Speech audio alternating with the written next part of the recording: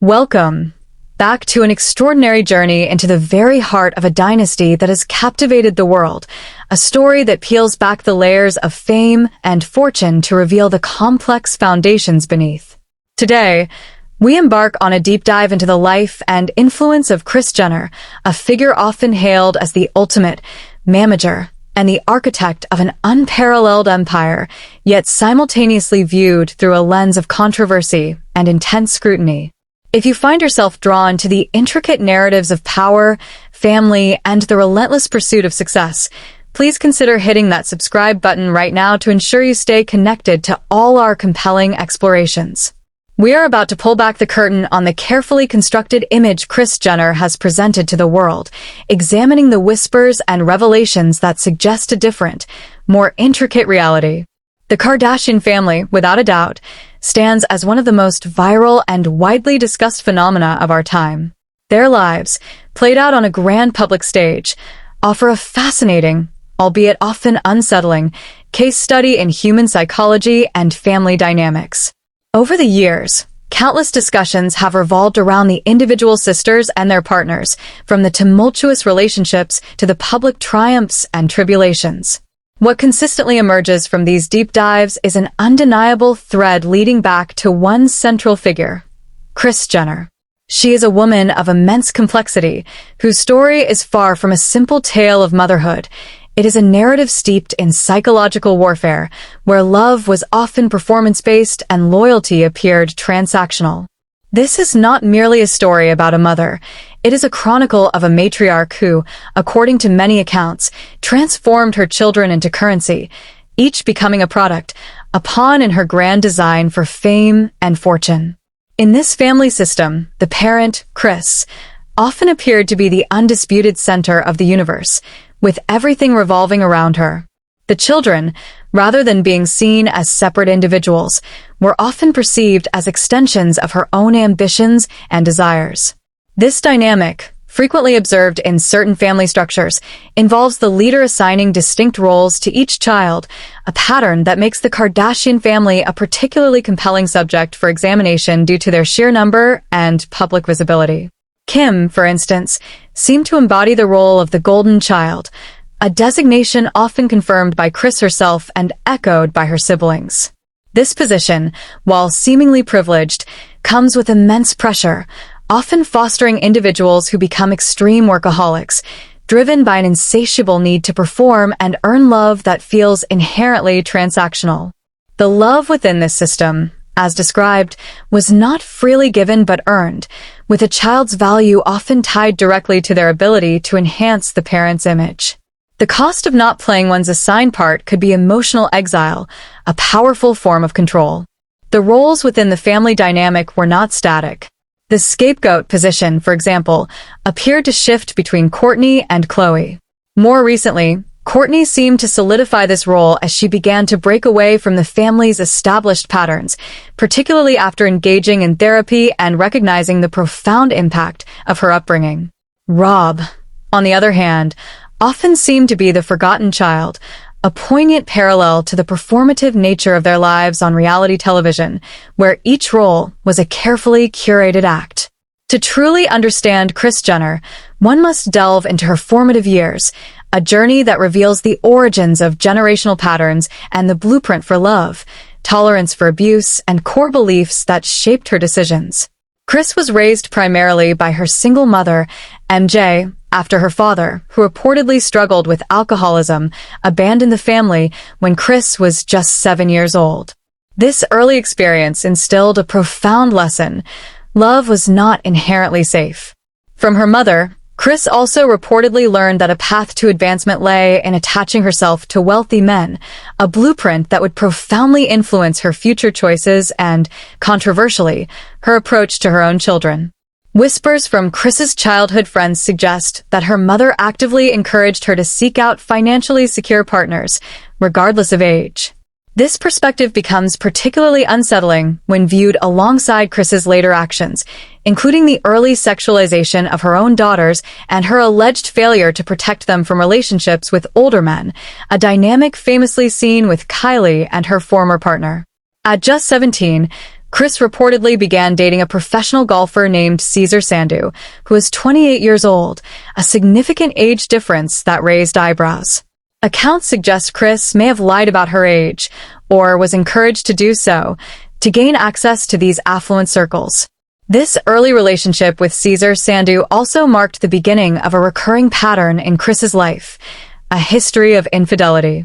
Reports describe her as not just a cheater, but a messy one, exhibiting a blatant disregard for the feelings of others. This behavior, seen repeatedly throughout her life, suggests a profound self-focus, where her own gratification took precedence over all else. It was during her engagement to Cesar that Kris reportedly met Robert Kardashian, who pursued her. The story goes that Cesar discovered Kris cheating with Robert, allegedly walking in on them in a compromising situation. This dramatic confrontation would not be the last of its kind in Kris's life. Robert Kardashian, famously best friends with O.J. Simpson, was deeply intertwined with a social circle that included Nicole Brown Simpson, who was later tragically murdered. Kris herself has publicly stated her belief that O.J. was responsible for Nicole's death. Robert and Kris's relationship was tumultuous. After an initial breakup, Robert reportedly became deeply involved with Priscilla Presley, even desiring to marry her. However, Priscilla, still married to Elvis Presley, refused to marry Robert while Elvis was alive. Accounts even suggest that Priscilla would put the phone on the bed during calls with a wasted and incoherent Elvis, allowing him to listen in while she was with Robert. It was only after Priscilla rejected Robert's proposal that he returned to Kris. At this point, Kris was reportedly struggling financially, accustomed to moving from one man to another for stability. She eagerly reunited with Robert, they married, and she moved in. This period marked the true genesis of her empire building. Within this marriage, Kris reportedly displayed early signs of strategic power plays, manipulation, and an unyielding ambition that would eventually lead to the construction of her vast empire. While Robert Kardashian himself was not without his own complexities, with reports suggesting he could be financially controlling and desired a step-forward wife, Kris's own narrative of being a bored housewife led her to seek stimulation elsewhere. This led to her long-term affair with Todd Waterman, a 23-year-old soccer player, making him 10 years her junior, while she was 33. Kris was reportedly far from discreet about this affair, openly going on dates with him around town. Todd Waterman was allegedly her sugar baby, with Kris using Robert's money to lavish him with gifts. Reports detail instances of Robert discovering their infidelity, even finding them in their marital bed. Kris reportedly spent thousands of dollars on Waterman, even bringing him to parties while simultaneously maintaining the facade of a devoted family woman. From a psychological standpoint, Kris's audacity during these affairs is striking and deeply concerning. Accounts from Robert Kardashian's diary, released by his last widow, paint a disturbing picture. The diary entries reportedly detail Kris as an extremely absent mother, with heartbreaking accounts of the children crying for her. One entry allegedly describes Kris physically assaulting Kim when she was 9, threatening to kill her. Robert's diary consistently portrays Kris as uncaring and a terrible mother, even detailing instances where Todd Waterman would sleep in their marital bed while the children, including Chloe and Robert Jr., were present in the house, particularly around Christmas. This behavior, bringing betrayal into the family home, was deeply traumatic for the children. Kris reportedly coerced her children into lying for her, exhibiting severe neglect, absence, and abuse. Her apparent lack of sexual boundaries, openly cheating and bringing partners around her children in ways that could expose them to inappropriate situations, is also a recurring theme. This pattern of prioritizing her own gratification over her maternal duties is a chilling foreshadowing of her later business dealings, where her own needs consistently seemed to outweigh those of her children. Robert Kardashian's diary entries also reportedly detail an incident where Kris physically attacked Kim, kicking and beating her and threatening her life, while a 9-year-old Kim was hysterical. The sheer horror of a mother assaulting her child in such a manner suggests profound trauma, making the children's eventual adjustment, particularly their financial success, all the more remarkable. However, this success in a capitalistic society often overshadows the deep-seated relational struggles they exhibit, such as short-lived marriages and tumultuous partnerships, which many attribute to the dysfunctional blueprints for love and self-worth they received in childhood. The end of Kris's marriage to Robert Kardashian was reportedly explosive.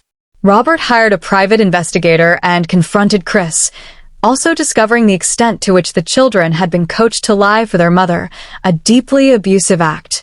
One account suggests that the alleged beating of 9-year-old Kim was a consequence of Kim either witnessing something she shouldn't have or inadvertently revealing details of Kris's affair.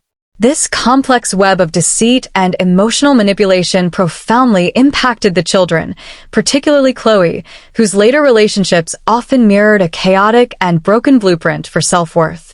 After her divorce from Robert, Kris found herself financially cut off and in a desperate scramble. It was during this period that she met Bruce Jenner, now Caitlyn Jenner. My theory is that Kris saw in Bruce an unsuspecting individual whom she could easily manipulate. At the time, Bruce was reportedly struggling financially, despite being a famous household name. Accounts describe him as living at the Playboy Mansion, not as a bachelor, but in a way that suggested a deeper struggle with identity, a struggle Caitlyn has since openly discussed, including her lifelong battle with depression related to her gender identity. This vulnerability, in some ways, made Caitlyn an easy target for Kris. Bruce Jenner became Kris's first true manager. She strategically revived his career, transforming him from a forgotten figure into a relevant personality. She secured brand deals, talk show appearances, and endorsements, bringing in significant income. Caitlyn has since stated that she doesn't know where all that money went, alleging that Kris controlled all the finances and became financially controlling. This period truly marked the beginning of Kris's relentless drive and strategic genius.